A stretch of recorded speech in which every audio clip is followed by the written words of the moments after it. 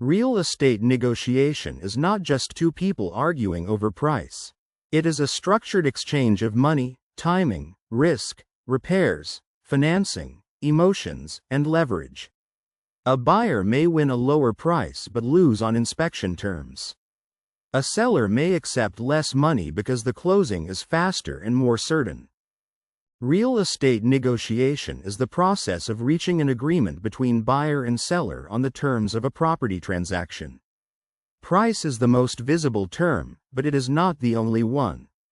Closing date, deposit, financing contingency, inspection repairs, included appliances, appraisal gap, and occupancy can all become negotiation points. The first layer is motivation. A seller relocating for a job may care about speed. A seller with multiple offers may care about certainty. A buyer with limited cash may care about closing costs. A buyer with school deadlines may care about move-in timing. Good negotiation starts by understanding what the other side values besides price. The initial offer sets the tone. A low offer may invite negotiation, but it can also insult the seller if it ignores market evidence. A strong offer may win attention, but if the buyer adds risky contingencies, the seller may still hesitate. The offer is a message about seriousness, not just a number. Price negotiation depends on comparable sales, property condition, days on market, inventory, and competition. If similar homes are selling quickly, buyers have less room. If the property has been listed for months, the seller may be more flexible. The right number depends on evidence and leverage, not only confidence. Earnest money shows commitment. A larger deposit can reassure the seller that the buyer is serious, especially if other terms are uncertain. But the buyer must understand when that money is refundable and when it is at risk. A strong deposit is helpful only when the buyer understands the contract. Contingencies are negotiation tools. A financing contingency protects the buyer if the loan fails. An inspection contingency protects against unexpected property problems.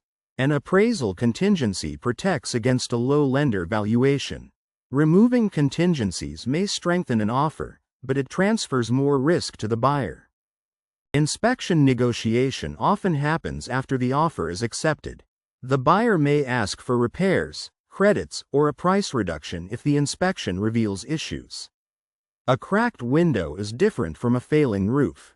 Good negotiation separates small preferences from serious defects that affect safety, cost, or insurability.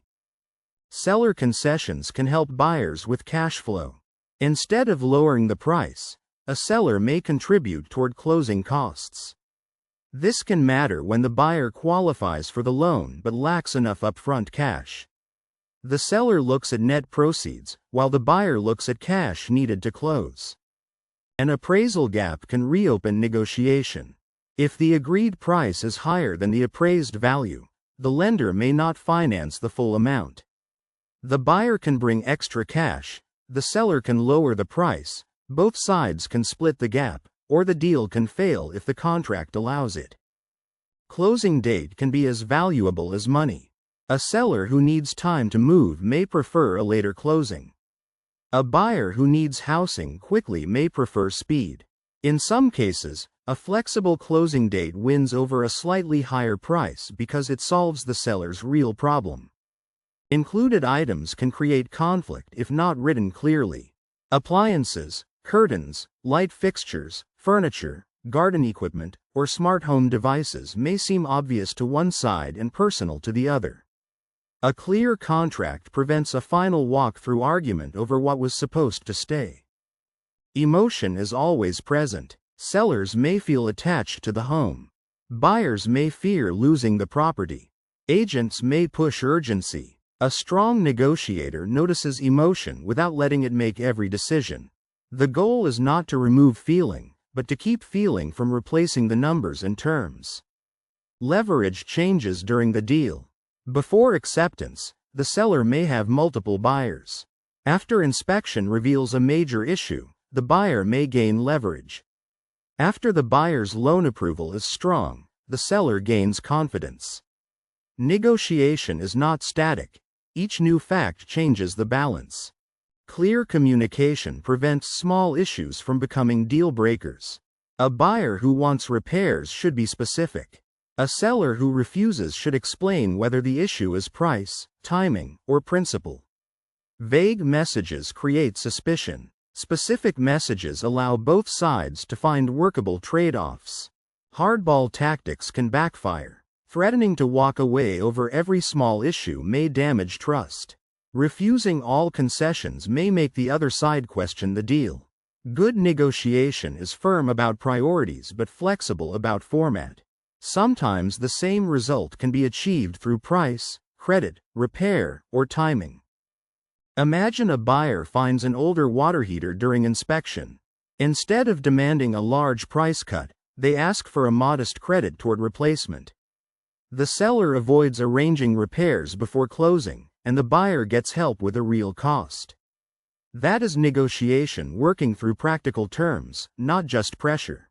Agents help by reading market norms, drafting terms, and keeping emotion from overtaking the deal. A good agent does not simply demand more. They explain what is reasonable, what is risky, and what could cause the other side to walk. Negotiation skill includes knowing when not to push. Real estate negotiation works best when each side understands the full package. Price matters, but certainty, timing, repairs, financing, appraisal, and cash at closing can matter just as much. The best deal is not always the highest or lowest number. It is the agreement most likely to close on terms that still make sense.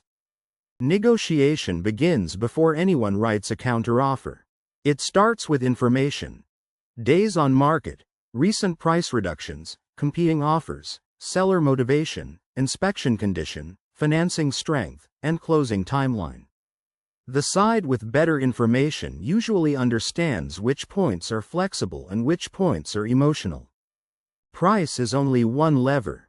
A buyer may offer a stronger deposit, shorter inspection period, flexible closing date, or fewer contingencies. A seller may accept a slightly lower price if the deal feels more certain. Negotiation often works because different terms matter differently to each side. Inspection results can change the conversation. A buyer may ask for repairs, a credit, or a price reduction after discovering roof damage, plumbing issues, or electrical concerns. The seller may agree, refuse, or offer a smaller concession. The negotiation becomes less about opinion and more about documented risk. Good negotiation also protects the relationship long enough to close. Insults, threats, and unrealistic demands can make the other side defensive. Clear evidence, calm language, and realistic trade-offs keep the deal alive. In real estate, a winning argument is less useful than a signed closing. Emotions still matter because homes are personal. A seller may reject a reasonable offer if it feels insulting, while a buyer may overpay because they fear losing the property. Strong negotiation respects the numbers while also managing pride, urgency, and fear on both sides. A property deal is a chain of promises. Negotiation decides how those promises are shared. The buyer wants value and protection. The seller wants price and certainty. When both sides understand the real pressures, negotiation becomes less about winning every point and more about building a deal that can survive the path to closing.